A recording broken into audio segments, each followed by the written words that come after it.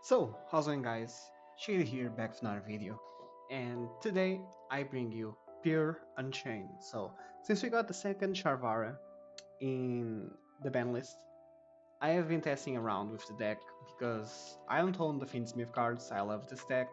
And so, the moment Charvara came to 2, I started thinking about how to play the deck again because now we have more options and the second Sharvara also opens up the whole blinds that we used to do.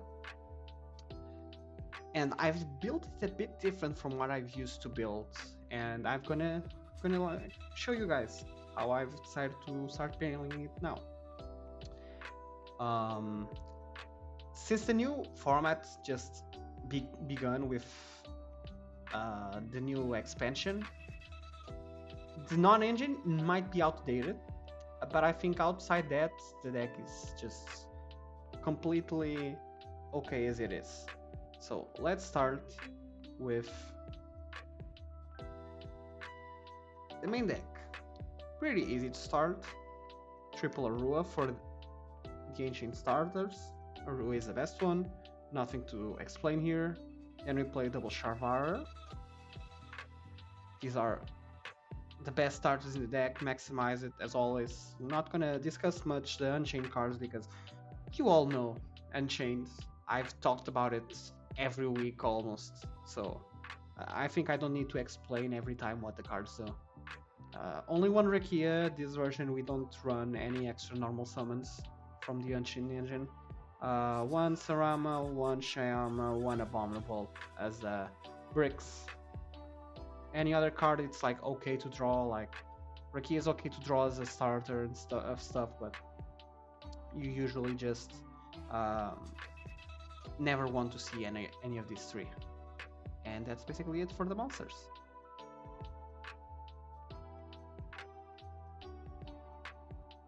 Now, for the spells and traps, of course, triple prison, the searcher, well, always maximize it, no reason not to. And for the traps, I've used to play 4 a lot, but in this version, I think the right way to go is 3. You don't really go through your traps as much, since the searcher spell also can search for the traps, and opening double spell is also just full combo. Um, I feel like playing 3, so it's 6 traps because of the spells. Um, it's more than enough. And double chamber because in this version this chamber is slightly more important, and you guys see in a second. Then the really important part of this deck profile. You guys know I've always run tour guide, but now it's going to be different. The tour guide engine for the deck used to be like 3 tour guide, the 1 Rhino, and usually when you play that engine you also play the DDD engine with the Requiem and the triple gates. I hate Requiem. It's an awful brick to play. And so instead of playing 2 bricks for those 6 starters, I decided to play 1 brick and 1 extender for 10 starters. Because I'm playing the Nightmare Throne engine, which plays a triple Nightmare Throne, triple Opening, and the triple Dark Beckoning Beast. Of course, since one of these starters is also Field Spell, I'm playing Terraforming. I'll go more into it in a second when I show it. With this engine you also play the 1 break, as I said, the Chaos Summoning Beast, and the 1 Gruesome. Now, usually, most people, they cut off this brick and just play the 1 Opening as the real brick. So they only play like 6 starters plus the 1 brick as a spell, which it's also like way better to have a spell as a brick. But basically my reason for it is that after turn 1, if you get into a grind state or a top deck state, if you play only 1 opening, drawing into another beast, if your opponent like cleared your board, is not that good. because then you can't really search anything with the opening. And I don't really know. I think if since it's mandatory to search, you probably activate the card. It will resolve with no effect. Yeah, most probably. Um, but then like the search for the dark packaging mix is kind of irrelevant because you can search for the second monster to have more bodies on your field. So I feel like playing the one Chaos Summoning Beast is completely fine, just so we can play more starters and have better redundancy in like top deck states. And you know, having a break on a level 1 monster is far superior than Requiem any day of the week. So that's one of the reasons. Another reason is um, it gives us more bodies when going second, pushing for bodies. Like, you know, sometimes you already have combo, you have tour guide, whatever, and you just want to commit bodies to go for a push. And this engine gives us 3 bodies on the field, which is superior to tour guide. So going second, this engine is also better. So that's another reason why I like it so much. And of course, if you open like Dark Beckoning Beast and the field spell, you can just search Grave Skirmer, and now instead of 3 monsters, you have 5, because Skirmer extends for free and then gets another body when banished from the graveyard. So this engine is really, really, really good, and I've been liking a lot to play it.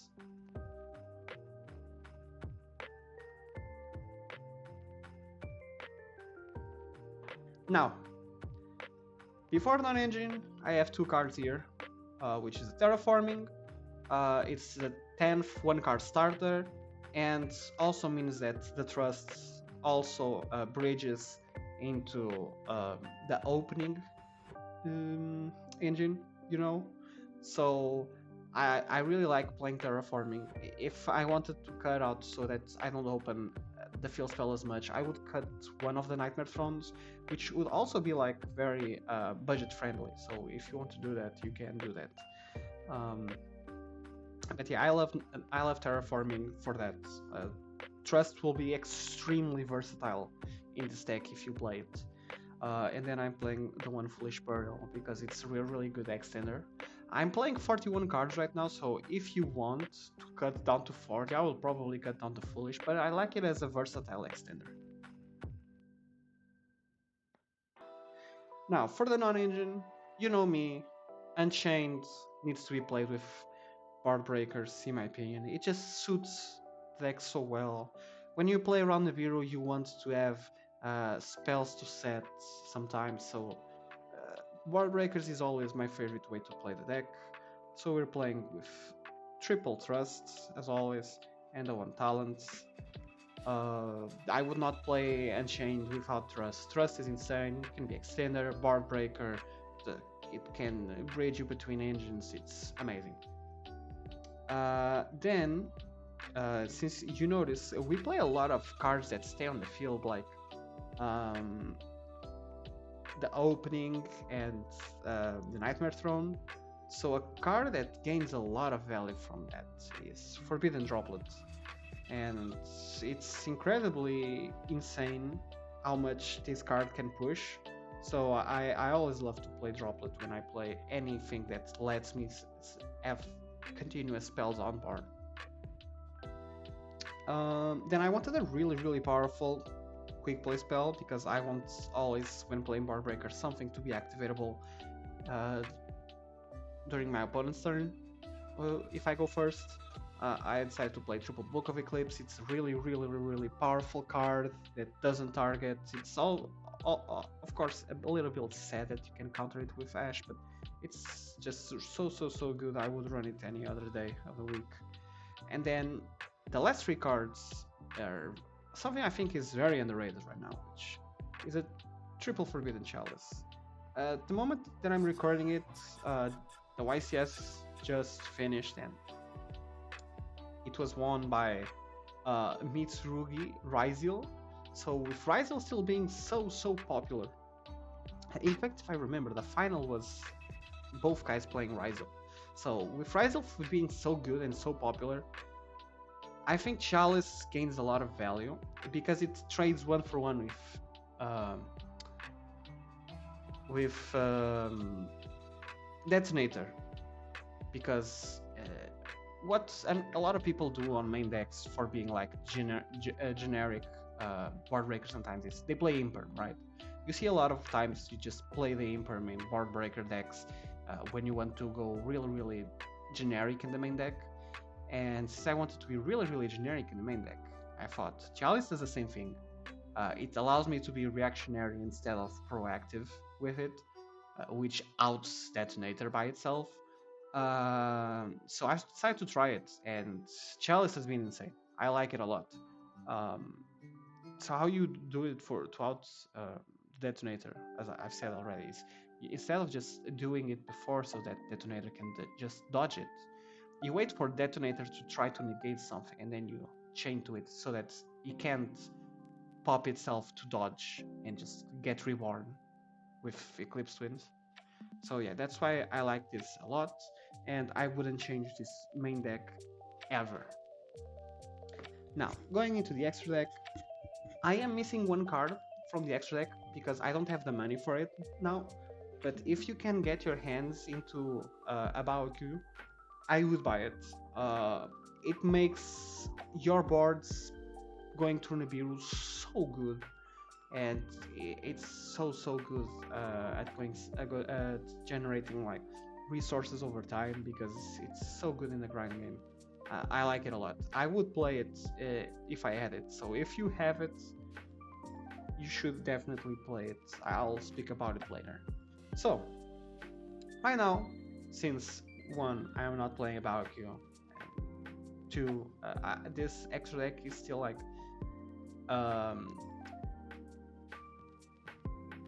pretty much still being in consideration for modifications right now. I'm playing triple Yama. I had the slots for it. I decided I go triple Yama. I like a lot to play triple Yama because of grind games. It has come up sometimes, as I always say on the channel. So I like it a lot. Then we play double rage, one anguish, and one abomination. Completely standard for Unchained.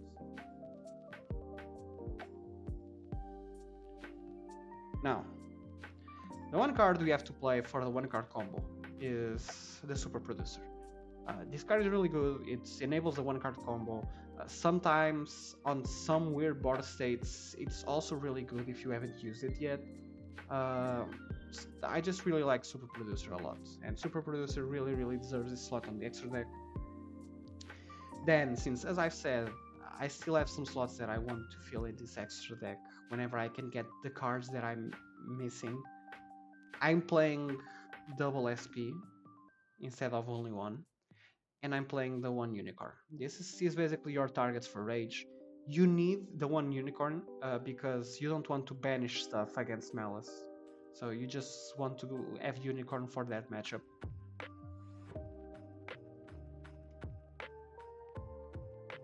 And then we have, of course, one dark, one access code. I think dark right now is not that good, so I probably would take it out. I don't have right now with me either Underworld Goddess and the Baoku. Otherwise, I would probably just cut the one dark, cut either the third Yam or the second SP, and play those. You don't really have any other charmer that you can go into, most likely. So, yeah, I just like this right now. And then, as you probably guess, 2 slots left. It's the 2 Xyz, the Caesar, which is always played. If you don't play Caesar in this deck, I don't know what you're doing. And then, of course, Typhon is really good right now in any deck at all. And he's also pretty cool because he's a fiend, so you can do him anytime. You don't really need to be aware of being fiend locked. You can do it at all times, which is really cool. Now, for the side deck, this was prepared for old meta, so I don't know if the side deck really stands at all. I took way too long to record this video. I'm just sorry, I've been busy with other stuff. But yeah, let's get into it. So first of all, playing board breakers, I wanted to have access to Metal Thrones. I tried to play the main deck, then I realized that in my environment at least, I would play a lot against things like Blue Eyes, and I don't think Metal Thrones is really good at all against Blue Eyes. It just isn't. So I wanted to side deck it, and of course I have Malice and YuGiOh Detonator as the targets for it. And all the games I've seen Metaltronus in any deck that I've played it, Metaltronus has been insane, so I hope it's still playable this format. Then I'm playing double Lightning Storm, one Feather Duster for back row decks, especially against Blue Eyes and stuff. It's really good to cut them out of follow-up, and sometimes they also have multiple spell set, so it's really cool to get rid of it. Then I'm playing one Dark Ruler no more, one Change of Heart, one Raigeki, and one Evenly Match for the trust targets. I don't really see much people like playing like the one Raigeki in this kind of decks. I really like Raigeki a lot, and I've used it quite a lot. If I see a matchup that doesn't really have much protection from destruction or something, I put Raigeki in, and it's always been really cool.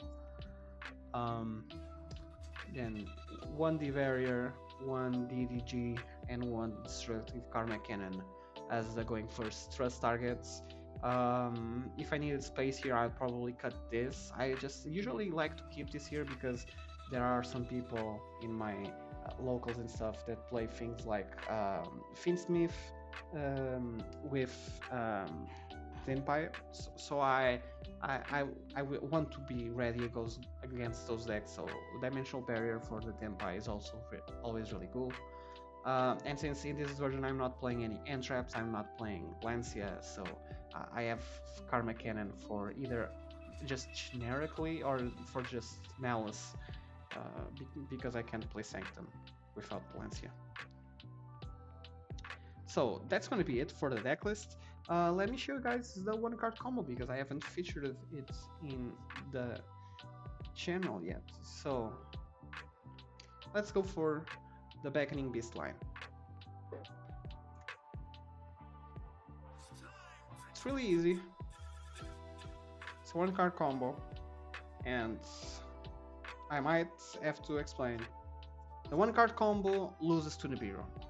I know it loses to Nibiru, it's something we don't like, but it's just a one card combo. You still have a lot of engine in the deck. If you see any Unchained card that isn't one of the 3 bricks alongside the one card combo, you can still play around Nibiru, okay? It's just that if you don't see any other Unchained extender, you can play around Nibiru, but that's fine, because in those situations, you most likely have some non-engine in the hand, so if you trade 1-for-1 with Nibiru, you can still be okay. So let's just get into the combo. So how you would go is you would go Dark Beckoning Beast, use its effect, and you would search for opening. Now you activate opening, and since you already have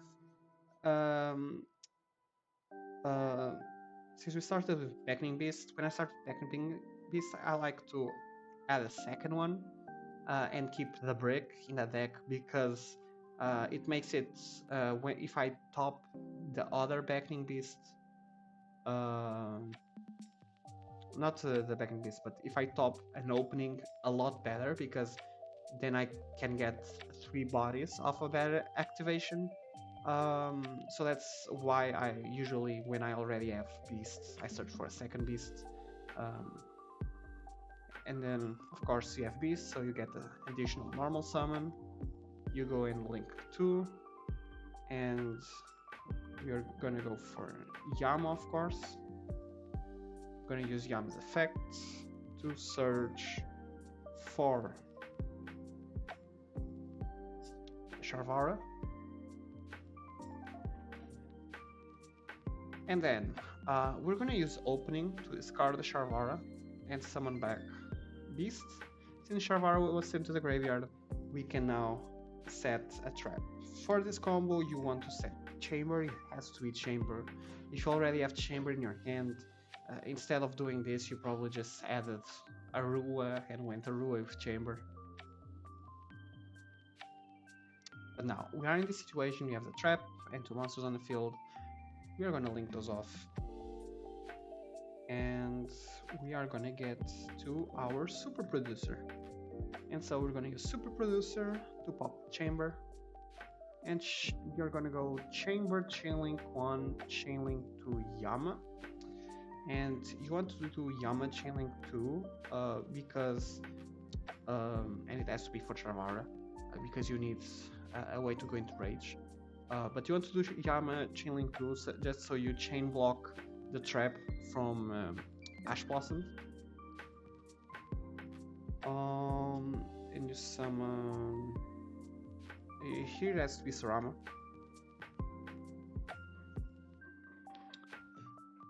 And this is why the line is like weak to Nibiru.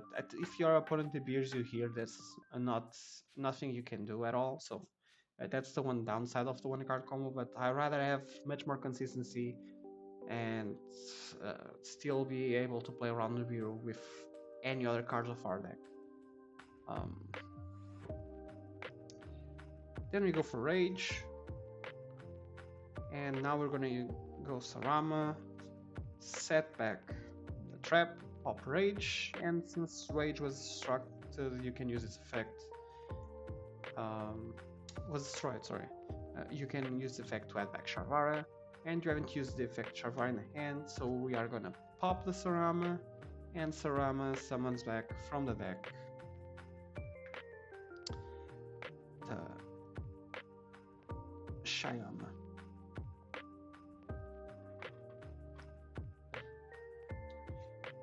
You can now Axis 6 for Caesar, and that's your end board. You basically have Caesar plus Rage. You still have really good follow-up. You have opening. Plus you're gonna have Yama in the Shyama in the graveyard with another, and you're gonna have another set trap for next turn. This is 5 interruptions. If you've opened non-engine with you, it's more than fine to just go for 5 interruptions like this instead of going for the normal 6 interruptions with Abominable. It's completely fine. Okay, so don't worry about that. And yeah, that's gonna be it for today. I hope you guys enjoyed. Leave a like down below if you did. Subscribe to never miss any of my future videos. And if you have any questions, you can ask down below. I always try to answer as much as possible, and I love discussing these things with you guys. So be sure to let me know if you have any questions. Subscribe, like the video, and that's it. I'm gonna see you guys next time.